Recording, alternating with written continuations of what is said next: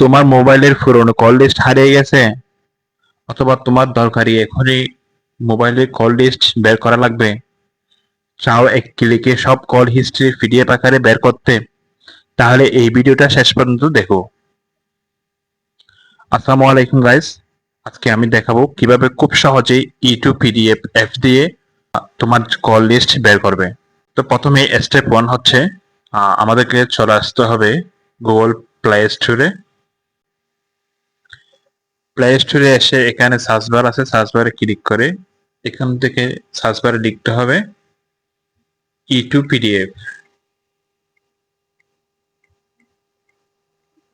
YouTube PDF বলে আমরা এখানে সার্চ করে দেব। অবশ্যই যে মোবাইলের যে পিডিএফ বের করতে চাচ্ছেন সেই মোবাইলে ইন্টারনেট কানেকশন থাকতে হবে এবং সেই মোবাইলে এই সফটওয়্যারটি ইনস্টল করতে হবে। তো এখানে একদম উপরে দেখা যাচ্ছে YouTube PDF SMS call backup restore, এটাতে ক্লিক করবেন, এটা ইনস্টল করে নেবেন।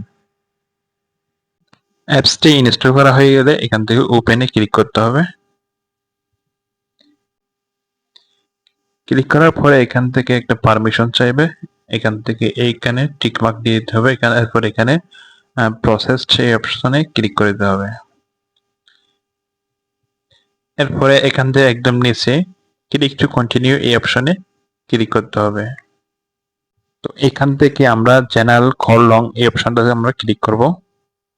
ক্লিক করে এখান থেকে আমরা চাইলে call log details, only dial calls, only miss call, only receive call, আমরা যেটা চাই আমরা চাইলে ডেট অনুযায়ী আমরা সেটা আমরা বের করতে পারবো। আমরা যদি কল লং ডিটেলস সব অল কল দিলে আমরা এখান থেকে 22 এপ্রিল থেকে এখান থেকে ধরেন আমরা 22 ফেব্রুয়ারি থেকে 22 এপ্রিল পর্যন্ত আমরা কল লিস্ট বের করব। এরপর এখান থেকে একটা ফাইল নেম দিতে হবে। ফাইল নেম হিসেবে আমরা দিলাম কল লিস্ট 22 ফেব্রুয়ারি টু 22 এপ্রিল। এরপর আমরা এখান থেকে এক্সপোর্ট টু পিডিএফ এই অপশন আমরা ক্লিক করব। এরপর এখান থেকে অ্যালাউ দিয়ে দিতে হবে। এরপর এখান থেকেও backup restore allow, contact allow দিয়ে দিতে হবে। এরপর একটু লোডিং দিবে, দেখতেই পাচ্ছেন একদম সহজে এখান থেকে আমার কল লিস্ট দেখা যাচ্ছে। এখন তুমি এই ফাইলটা ওপেন করে দেখতে পারো অথবা হোয়াটসঅ্যাপ, ইমেল যেখানেই খুশি শেয়ার করতে পারো। তুমি চাইলে নির্দিষ্ট তারিখ অনুযায়ী কল লিস্টও বের করতে পারবে, যেটা অনেক কাজে লাগবে।